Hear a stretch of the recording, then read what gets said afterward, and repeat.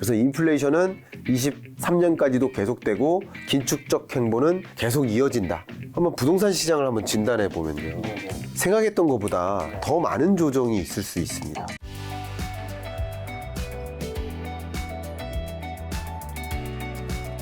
자, 긴축의 시대가 책에서 장기화된다고 하셨는데 왜 그런 걸까요? 물가 때문이죠. 네. 종전까지만 봐도, 그러니까 그 질문은 곧 물가 안 잡히는가라는 질문하고 거의 유사해요. 그렇죠? 그러니까 결국은 제가 22년 하반기 때 우리 김 작가 TV 거의 뭐 매월 출연할 때마다 이걸 설명드렸던 것 같아요.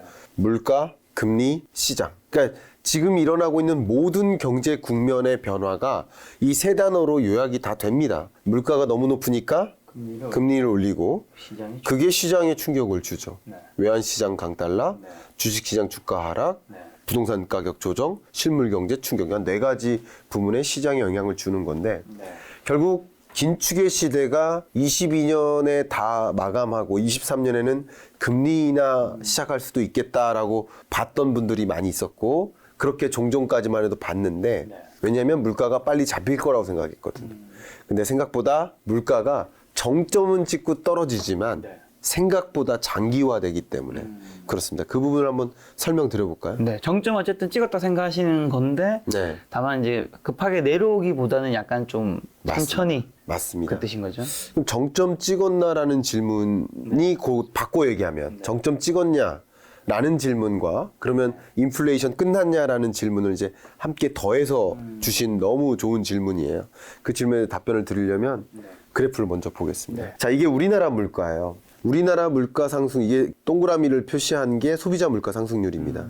그러니까 지난 7, 8, 9월 물가 상승률인데 7월 달 6.3 이게 고점이었다라고 생각하시면 좋겠죠. 근데 재밌게도 이 물가 상승률에 선행하는 지표가 있는데 그게 이 수입 물가 상승률이에요. 보세요. 수입 물가가 오르죠. 조금 격차를 두고 소비자 물가가 오르죠. 수입 물가가 또 떨어지죠. 조금 격차를 두고 소비자 물가 상승률이 정체되죠. 그다음 수입 물가가 다시 오르죠. 다시 급등합니다.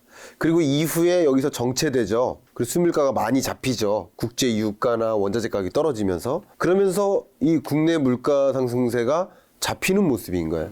그러니까 수입 물가 상승률이 소비자 물가 상승률을 약 3개월 정도 선행해서 먼저 움직인다. 근데 수입 물가 상승률이 생각보다 많이 잡히는 국면으로 가고 있습니다. 강달러임에도 불구하고 잡히는 국면입니다. 이것은 인플레 정점 찍었다는 것을 동의케 해주는 근거가 됩니다. 첫 번째 근거고요. 두 번째 근거를 또 하나 드리면 물가 상승률을 계산할 때 제가 누차 말씀드렸지만 전년 동월의 가격과 비교하는 거예요. 예를 들어서 이 커피 한 잔의 가격을 전년 커피 가격과 비교하는 거예요. 전년 동월과. 그러면 오늘 이번이 10월 달이잖아요. 그러면 21년 10월과 비교하는 거예요. 그러면 만약에 이때 많이 올랐다면 물가 상승률이 어떨까요? 지금 비싸다 하더라도. 별로 안 오르죠. 별로 안 오르는 거예요. 근데 지금 그냥 많이 안 올랐다 하더라도 이때 유독 떨어졌었다면 무조건 오르는 거죠. 그러니까 이게 다 기저효과라는 뜻인 거죠. 그러니까 물가 상승률을 계산하는 게 전년 동월 대비 등락률을 계산하는 거기 때문에 전년 동월 물가를 봐야 됩니다. 보시면 21년 7월 전까지만 해도 뭐가 우려됐던 경제죠? 디플레이션이 걱정됐던 2%도 채 안 되는 21년 7월까지는 낮은 물가가 걱정이었던 그런 경제였었어요. 그러다가 이제 2%를 초과하면서 인플레이션이 조금 우려된다 하다가 이렇게 급등한 거야. 그러면 22년 9월 이후의 물가 상승률은 역시 이미 올랐던 그 이후의 가격과 비교하는 거니까 당연히 안정화될 수밖에 없겠죠. 그러니까 여러 가지 면에서 뭐 예를 들어서 그럼 달러 강세 기조 나오니까 물가 안 잡히는 거 아닙니까? 하시는 그런 질문이 있는데 그 질문에 대해서 지금 질문 쓰시려던 분 계셨죠? 네. 답변 드리겠습니다. 라이브 강의처럼 제가 강의해드리겠습니다. 자, 보면 이 우리나라의 수입 물가가 그렇게 중요해요. 우리나라도 중요한데 미국은 더 중요합니다. 그래서 미국이 강달러를 안 놓는 거예요. 물가를 잡아야 되니까. 수입 물가를 못 잡으면 소비자 물가를 못 잡는 거예요. 이건 굉장히 중요한 거예요. 그러니까 우리나라도 원자재나 부품이나 다 사다 쓰잖아요. 그러니까 그 가격이 비싸면 소비자 물가에 반영이 되는 거예요. 시간적 격차를 두고. 자, 그런데 우리는 달러를 가지고 산단 말이에요. 근데 달러 기준으로는 이렇게 떨어졌는데 재밌습니다. 이걸 원화로 환산하면 덜 떨어진 거죠. 이게 무슨 말이냐면 달러 강세 기조 때문에 그래요. 달러로 이 물건을 산다면, 그러니까 예를 들어서 원자재 가격이 떨어지는 만큼 수입 물가가 떨어지는 모습이에요. 그죠? 근데 이걸 원화로 환산하면 강달러니까 더 많은 원화를 줘야 돼요. 그러니까 보시면 원화 기준, 달러 기준의 차이가 그렇게 안 나다가 강달러 기조가 본격화되면서 차이가 나죠. 둘이. 벌어졌네. 예. 그러니까 달러 강세가 소비자 물가를 잡는데 한계를 준다라고 해석할 수 있는 거고요. 다만 원화 기준 수입 물가 상승률을 봐도 고점 대비 떨어지죠. 그것은 달러 강세가 수입 물가 잡는데 걸림돌이 되긴 하지만 그래도 원자재 가격 떨어지는 것만큼 그만큼을 상쇄할 만큼의 강달러는 아닌 것으로 해석이 되죠. 이러니까 수입 물가, 강달러가 유지되는 한 수입 물가 못 잡는 거 아니냐 하지만 이미 잡히는 모습 보이시죠? 예, 그러니까 그만큼 원자재 가격의 하락 속도가 반영되는 모습이다. 공급망 병목 현상도 나름 조금은 해소되는 모습이다. 그래서 인플레이션 정점 찍었다라고 볼 수 있는 거예요. 그다음 또 중요한 게 이게 조금 비슷한데 미국 물가입니다. 지금은. 미국 물가도 9.1% 찍고 얘네는 6월에 찍었습니다. 먼저 고물가 찾아왔어요. 그리고는 나름 안정화되는 모습인 겁니다. 지금 이 CPI 물가 상승률 기준으로 했을 때 유사하죠. 그러니까 미국 물가랑 우리나라 물가랑 그 흐름이 비슷해요. 근데 워낙 미국은 더 수입형 국가니까 무역 적자국이잖아요. 만성. 그러니까 수입 물가가 굉장히 중요하다 이렇게 볼 수 있는데 다만 정점 찍었나 안 찍었나는 덜 중요하다. 이 말씀 드리고 싶어요. 왜 그러냐면 이 보세요. 2%가 목표 물가인데 여기까지 떨어지려면 언제 걸릴까요? 그래프를 다시 그냥 통계학적으로 이렇게 종의 그래프를 그린다고 해보세요. 이게 보통 평균선에 해당되거든요. 아직 멀었죠. 그러니까 인플레이션 고점 찍고 안정화되는 건 팩트인데 거의 그럴 것이라고 자부할 수 있는데 그러나 그게 그렇게 의미가 없다. 무슨 말이냐면 2%라는 목표 물가까지 떨어지려면 23년 내에는 그걸 구경하기가 어렵다. 정의를 드린다면 23년에는 대략 4% 수준까지는 떨어질 수는 있습니다. 그러나 이 스태그플레이션을 정의할 때 물가 상승률이 4%를 초과해야 돼요. 한 가지 조건이. 그러니까 그만큼 4%를 초과하면 정말 인플레이션이에요. 엄청난 인플레이션. 그 인플레이션 현상은 23년에도 잡기 어렵다. 그래서 인플레이션은 23년까지도 계속되고 그 물가를 잡기 위한 그 통화정책 행보, 긴축적 행보는 계속 이어진다. 그래서 금리 인하는 23년에 미국을 기준으로 기대하기 어렵겠다 이렇게 말씀드리겠습니다. 아, 내년에 금리 인하는 없을 것 같다. 네, 기대하기 어렵다고 생각합니다. 그럼 혹시 내년에 금리 인상은 멈출 거라 생각하시는지 궁금하면서 향후 기준금리 인상 행보 어떻게 전망하시는지. 네, 기준금리 인상 행보는 지난 9월 FOMC 회의에서 점도표를 이미 제시했기 때문에 저의 생각보다는 그냥 파월의 마음을 그대로 받아들이는 게 어떨까 이런 생각을 하고 있고요. 기본적으로 여기서 제시한 것처럼 그 모든 경제 국면을 이렇게 보고 있기 때문에 기준금리의 어떤 스탠스를 보시는 것처럼 22년까지 대략 한 4.4 그리고 23년 4.6 이 정도 수준으로 물론 이제 이것은 미디언 값이니까 정확히 맞다고 볼 수는 없겠지만 연준 위원들의 생각이 좀 다르니까 거의 이런 수준으로 결국 22년 끝자락 11월 12월 정도부터 금리 인상 속도가 둔화될 것으로 보고 계시면 돼요. 그러니까 결국은 11월까지는 자이언트 스텝이나 빅 스텝을 계속 유지하다가 그 이후에는 베이비 스텝으로 전환해서 이제 이렇게 머무는 느낌. 그 그림을 제가 그래프를 보여드리면 이렇습니다. 보시는 것처럼 미국은 먼저 금리 인상 단행하다가 자 자이언트 스텝, 그 빅 스텝, 베이비 스텝 이런 식으로 하다가 거기서 계속 한동안 머무는 느낌의 기준금리 의사결정을 하고요. 유로존과 영국도 열심히 인상은 하지만 미국만큼은 아니고요.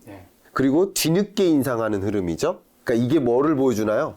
킹달러를 잡는 모습이죠. 제가 뭐 방송에서는 뭐라고 표현했냐면 뉴스라인에서 장거리 쇼트트랙 달리는 것 같다. 장거리 쇼트트랙을 보면 이 속도 싸움이 아니죠. 순위 싸움이잖아요. 그죠? 그러면 달릴 때 다 같이 천천히 달리면 힘은 덜 들겠죠. 네. 근데 만약에 누군가 한 명 치고 나가면.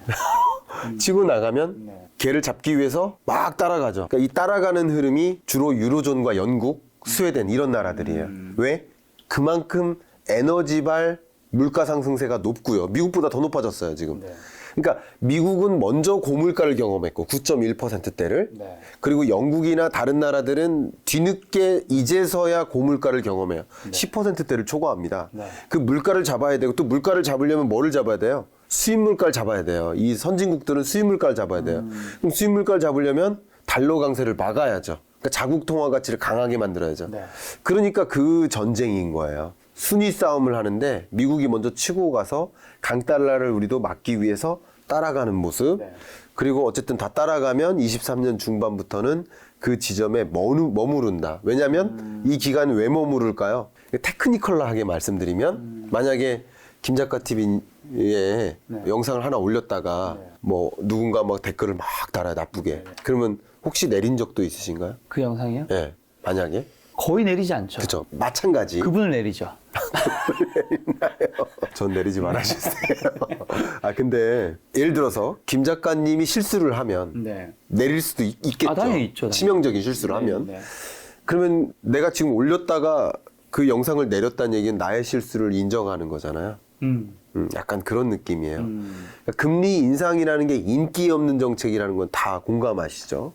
인기 없는 정책을 그렇게 막 단행했다가 그 다음 달 FOMC 회의 때 다시 인하해요. 그럼 뭐라고 할까요? 그럴 거면 왜 올렸냐? 올렸으냐. 예, 당연히 테크니컬하게도 그렇습니다. 연준 위원들도 그런 것을 다 생각하고 있을 거예요. 다 직장인이니까 쉽게 말하면. 네. 예? 쉽게 말하면. 좋은 직장. 네, 좋은 직장이지만. 예, 어쨌든 그렇습니다. 네, 네. 제가 그런 거를 다음 주 그 FMC 회의 가가지고 네. 질문 드릴 거예요. 실제 좀 냉철한 질문을 드려볼 거예요. 네. 갑자기 인하할 수 있느냐? 네네. 직업인으로서. 네. 제가 그런 걸 좀 여쭤보려고 해요. 왜냐면 이제 정형화된 정보가 아니니까 정형화되지 않은 정보를 물어보고 싶어요. 저는 정형화된 정보는 여러분 다 아시니까. 그죠? 공개되어 있으니까. 그런 통화정책 결정이기 때문에도 그렇고요. 또 한 가지는 앞에 말씀 계속 드렸던 것처럼 물가 아직 안 잡혔기 때문에 2% 골, 2%라는 목표 물가에 아직 부합하는 수준으로 안 내려왔기 때문에 당장 금리를 이제 물가 잡혔나 보다 하고 인하해버리면 다시 물가 급등할 수 있거든요. 소비 갑자기 늘어나고 투자 갑자기 늘어나고 그런 것들이 있기 때문에 어쨌든 고금리 시대를 계속 유지해 나간다. 이렇기 때문에 제가 말씀드린 게 저축은 23년에도 유효하다라고 말씀드린 겁니다. 자, 그럼 금리 상승으로 전 세계에서 벌어질 일들은 좀 어떤 것들이 있을까요? 금리 인상으로 인해서 제가 아마 한 4, 5개월 전부터 계속 강조했었던 게 신흥국 위기입니다. 네. 결국 유엔에서 얼마 전에 금리 인상 그만하라 라는 사인을 제시했어요. 유엔이라는 국제기구에서 네. 특정 국가의 통화 정책에 대해서 맞아. 지적한 건 처음이에요. 아, 처음인가요? 네, 그러니까 제가 알기로는 처음입니다. 네. 제 인생에서는 네. 예, 뭐 역사 속에 있었을지 모르지만 아마 처음일 겁니다. 예.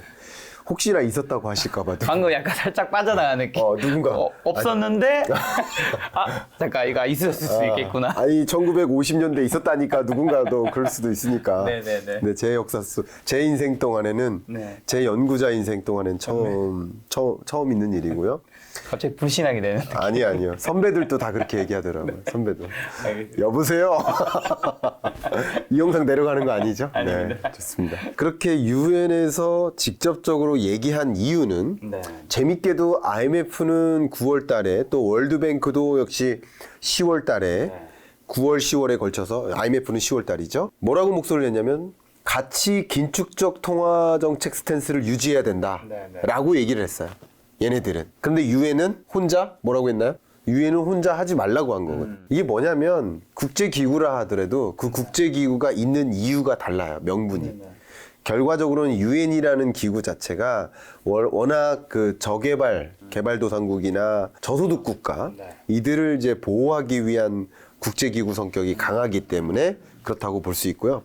결과적으로는 이게 뭐냐면 22년에 미국과 유로존과 영국이 금리를 지들끼리 막 달리 경주하는 거예요. 우리는 그렇게 달릴 여력이 없는데 그 달리는 모습이 결과적으로는 신흥국 입장에서 부담이 되겠죠. 네. 가뜩이나 코로나19 대응하려고 네. 재정 투입 다 했고 지금 부채 끌어다 썼고 그리고 외국인 자금 유출도 엄청나게 일어나고 그래서 굉장히 불안하고 몇몇 국가들은 이미 외환위기 대응하느라고 달러도 다 쓰고요. 네. 그리고 구제금융 신청한 나라들도 있고요. 스리랑카나 뭐 방글라데시 같은 나라들 뭐 그런 나라들도 있고요. 이미 그러니까 그런 과정에서 미국이 자꾸 금리 인상하는 행위는 신흥국들의 위기 가능성을 더 부추기기 때문에 취약 신흥국들을 고려해서 금리 인상 그만해라라는 거죠.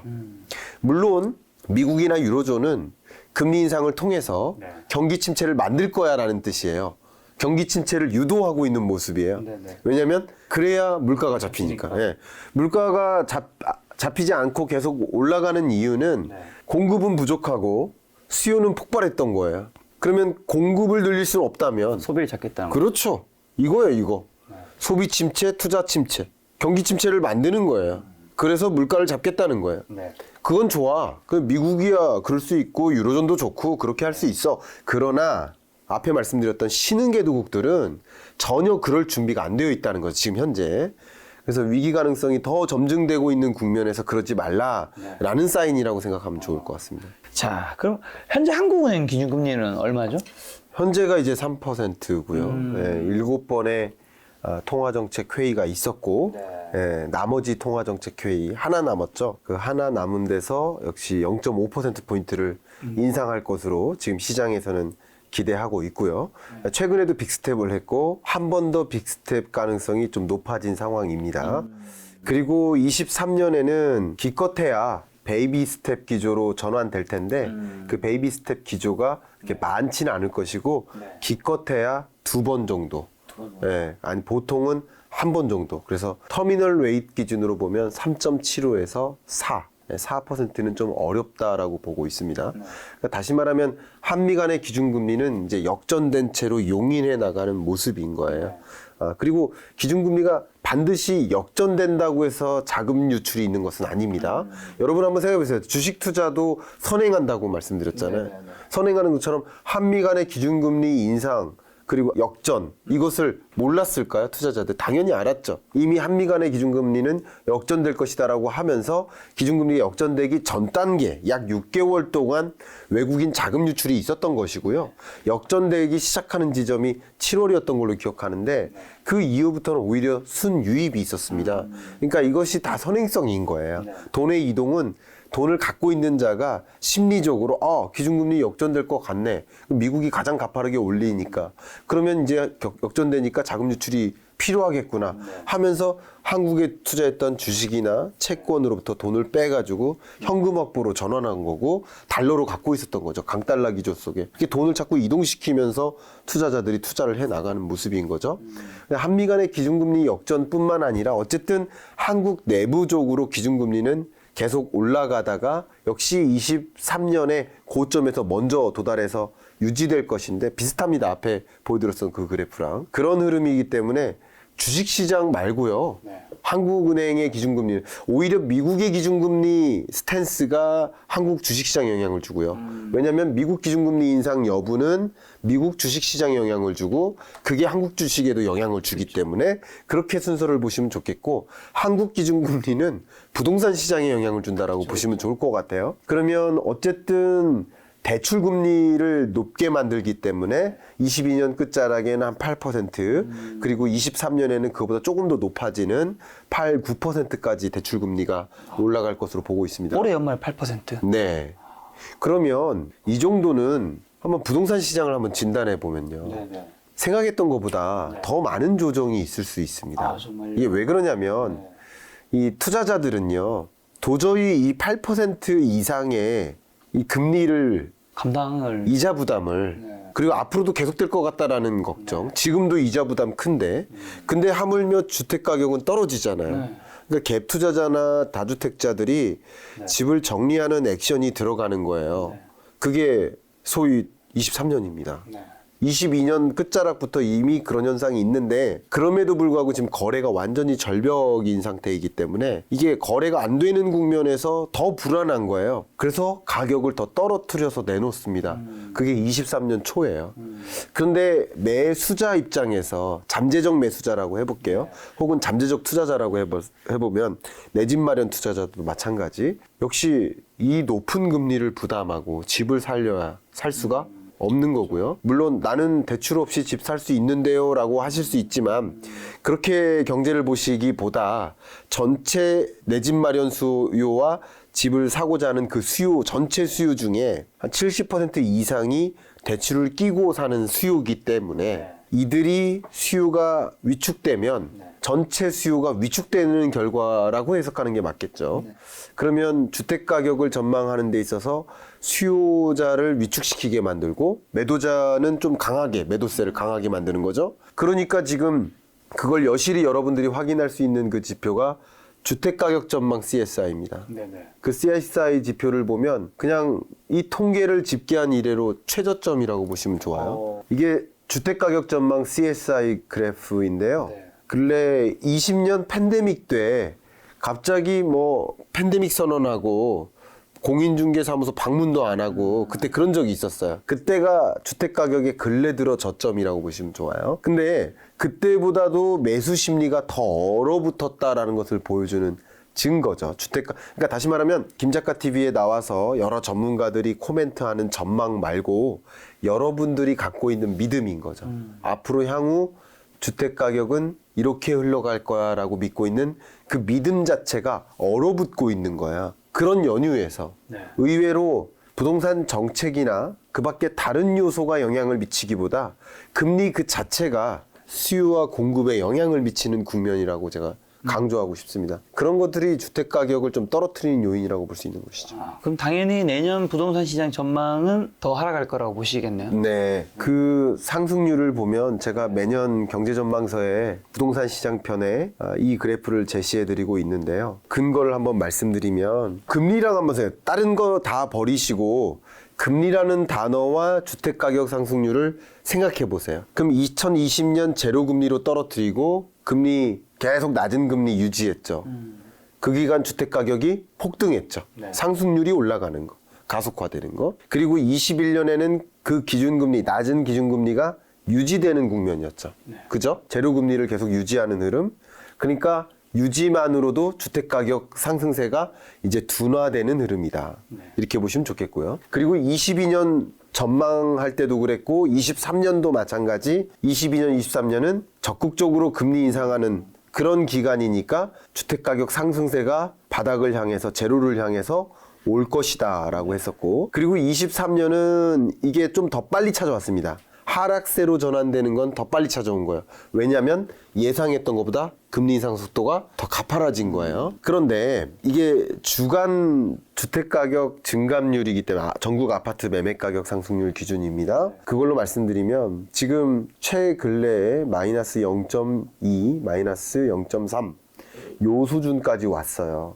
그러니까 이것은 주택가격 조정률의 시작 국면이다. 그러니까 보통은 부동산 시장의 조정기가 오면 그동안 역사적으로 봐도 3년에서 4년 정도 조정기가 옵니다. 근데 사이클상. 근데 조정 국면에서 지금 이렇게 조정되기 시작한 게 지난 한 6월 정도부터예요. 마이너스로 전환된 게. 6, 7, 8, 9입니다. 그 기간 동안 이렇게 조정됐고, 그리고 금리의 인상 속도보다도 이 부동산 시장 금리의 레벨이 중요하다는 거죠. 앞에 말씀드렸던 것이. 그러니까 기준금리 인상 속도에 따라서 주식 가격에 영향을 미치는 것이 있겠다면 부동산 시장은 그냥 금리의 레벨 자체가 중요한 거고요. 금리가 23년 중반까지 올라가는 과정에서는 당연히 지금보다 더 많은 이자를 부담하고 집을 사야 되는 그런 경로이기 때문에 주택가격 조정은 더 있습니다. 그래서 만약에 제가 이 그래프를 여기서 더 그린다고 한다면 23년에는 자, 여기서부터 이 선이 여기에 있다고 해본다면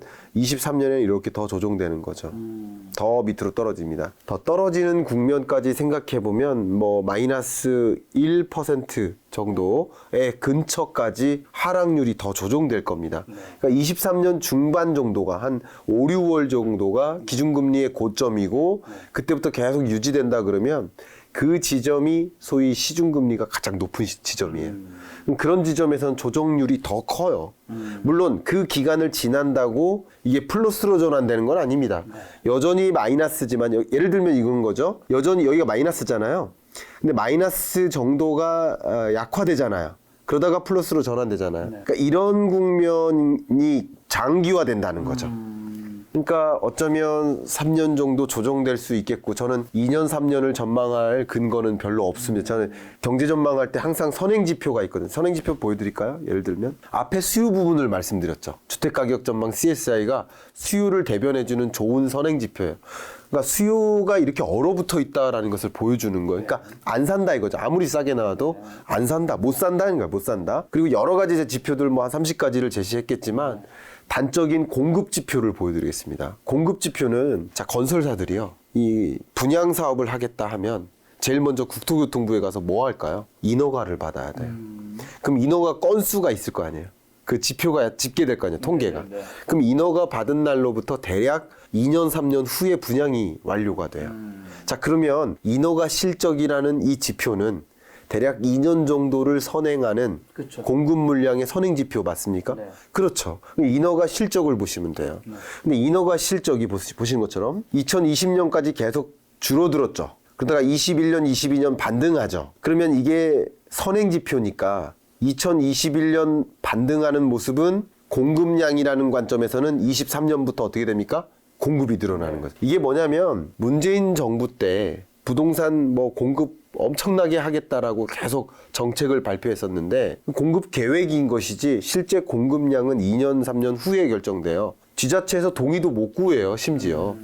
그런 과정이기 때문에 공급이 안 되다가 실제 그 인허가 받은 물건이 23년에 공급이 되기 시작하는 거고 또 22년 초에 신정부 들어서서 250만 원, 270만 원 공급하겠다는 약속 지켜나가는 거 그게 마치 공급 물량과 함께 마중 역할하면서 같이 공급이 늘어나요. 그러니까 수요는 줄어드는데 신규 주택 공급은 늘어요. 이런 국면은 제가 부동산 시장을 한마디로 거품의 수축이다 이렇게 비유를 했어요. 이게 왜 그런 거냐면 결국 수요와 공급의 결과물 정말 중요한 지표 하나가 미분양 주택이거든요. 그러니까 공급했는데도 안 팔리는 거 이게 늘어나면 가격은 100% 조정됩니다. 그러니까 보시는 것처럼 20년의 대세 상승장이었잖아요. 그때 미분양 물건이 이렇게 빠른 속도로 줄었어요. 그리고 21년에는 상승 속도가 둔화되잖아요. 조정되는 그 국면이 거의 다 온 거예요. 22년부터 다시 미분양 주택이 늘잖아요. 안 팔리는 거예요. 그럼 가격이 당연히 조정되는 거예요. 그러니까 이제 시작인 겁니다. 다시 이 수준까지 왜냐하면 공급은 계속 폭발할 거고 수요는 안 일어나니까 미분양 주택이 쌓이죠. 가격은 떨어지는 거예요. 그래서 그런 것들을 제가 이름하여 여기 보시는 것처럼 다시 간다면 쉽게 좀 비유를 해볼게요. 제가 지금 드리는 여러 가지 이야기가 결국 금리 하나만 가지고도 설명이 다 됐잖아요. 다시 말하면 2020년은 풍선을 부는 거예요. 제가 부를게요. 이렇게 부를게요. 근데 공기의 무게가 0이라고 했을 때 풍선이 부풀어 오릅니다. 무게가 늘어나나요? 무게는 똑같죠. 공기의 무게가 0이라고 한다면. 근데 대신 뚱뚱해진 거죠. 무게가 늘어난 건 아니에요. 지금 이 스튜디오를 이용하고 계신데 몇 년 정도 되셨습니까? 이제 2년 차. 2년. 그럼 2년 동안 예를 들어서 주거 가치가 더 높아진 건 없죠. 오히려 감가상각은 있을지 몰라도. 그럼에도 불구하고 20년, 21년에는 이 집 가격은 올랐을 거예요. 그렇죠. 그죠? 그게 풍선 바람 부는 거죠. 금리를 인하하고 제로금리로 가면서 자산 가치가 폭발한 거죠. 그게 20년, 21년의 모습이에요. 그러다가 22년에는 금리를 인상하잖아요. 그것도 빅스텝, 자이언 스텝으로. 풍선을, 바람을 불었던 걸 이제 빼는 거죠. 이게 뭡니까? 거품의 수축이죠. 다만 제가 이렇게 말씀드릴게요. 주택가격 지수로 환산했을 때 20년이 저점이었다라고 해볼게요. 20년 1월 달이. 그로부터 많이 올랐습니다. 한 22, 3%까지 올랐습니다. 총 누적 증가한 규모가. 뭐 물론 이 이야기를 들으셔도 어떤 분들은 공감하실 수 있고 네. 우리 동네는 그렇게 안 올랐는데 하시는 분도 있고 또 다르니까. 우리 동네는 뭐 100% 올랐다고 하시는 분도 계세요. 그러니까 저는 전국 주택 가격 평균 매매 가격을 가지고 말씀을 드리는 겁니다. 그게 한 20몇 % 올랐으니까 그 올랐다가 지금 떨어지는 국면인데 만약에 20년 1월 정도를 그 저점이라고 했을 때 그거보다 더 떨어지면 이거는 어떻게 보면 버블 브레이킹, 거품 붕괴라고 붙일 수 있어요. 근데 붕괴라기보다는 21년 중반 정도까지 떨어지는 느낌이에요. 네. 23년에는. 네. 그렇기 때문에 거품 수축이 더 솔직한 표현이다. 네. 솔직하게 말씀드리면 거품 붕괴라는 표현은 썸네일에는 어울 수 있지만 네. 정확한 표현으로 한다면 아직도 너무 많이 올랐기 때문에 그만큼 조정되지는 않는 국면이다. 23년의 모습을 말씀드리는 겁니다. 거품 수축. 예. 집값 어느 정도까지 하락하는 거죠? 좀 언제까지? 근데 저는 이런 앞에 잠깐 보여드렸던 선행지표, 책에 쓴 선행지표 중에 일부만 잠깐 보여드린 건데요. 그 선행지표들이 아무리 길게 그 전망을 해봐야 공급량 전망하면 예를 들어서 2년 전망이에요. 그리고 대부분의 지표들은 1년 전망이에요. 그래서 제가 24년, 5년을 놓고 감히 말씀드리고 싶지는 않아요. 솔직히. 데이터를 보고 말씀하시니까. 예, 그래서 23년만 말씀드리고 싶은데 그냥 지금까지는 분석된 전망이고요.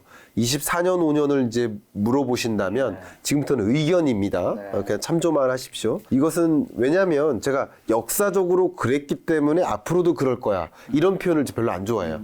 왜냐하면 그전의 역사와 똑같이 반복되지가 않기 때문에 그래요. 그쵸. 지금 모든 이런 여러 가지 것들이 그래서 제가 책에다가도 어떤 문장을 넣었냐면 어제 풀었던 그 숙제의 공식을 오늘 만난 그 숙제를 풀면 그 공식으로 틀린다. 안 풀린다는 거죠. 네, 절대 안 풀립니다. 그래서 그런데 그래도 지금으로서는 그 유추할 수 있는 방법이 역사밖에 없기 때문에 그동안의 주택 가격의 조정기가 3년에서 짧게는 길게는 4년이에요. 그러면서 부동산 가격의 사이클을 자꾸 그린 거예요. 업앤다운. 그렇기 때문에 조정 국면, 그러니까 20년, 21년, 22년 초까지는 상승 국면이었다면 22년 중반부터는 이제 하락 국면인 거고 이 하강 국면이 뭐 짧게는 3년이라고 보통 통상적인 경우에 그렇게 봅니다. 그렇기 때문에 24년, 5년 그렇게 긍정적으로 보진 않습니다. 역시 조정되는 국면이라고 생각을 하고요. 다만 생각보다 빠른 속도로 금리 인하가 또 전개된다. 만약에 24년 초에 혹은 23년 끝자락에 그러면 다시 상승 국면으로 접어들 수도 있습니다. 결국 이런 모든 스탠스가 부동산 전망해 주세요, 주식 전망해 주세요. 이 모든 것들이 금리 전망에 달려 있는 거죠. 그래서 저는 그렇게 의견을 드리고 지금의 싶습니다. 부동산 시장의 하락이 좀 가속화되는 요인은 당연히 생각지 못한 이제 금리 가파른 좀 인상 그렇습니다. 요공인 거겠죠. 네.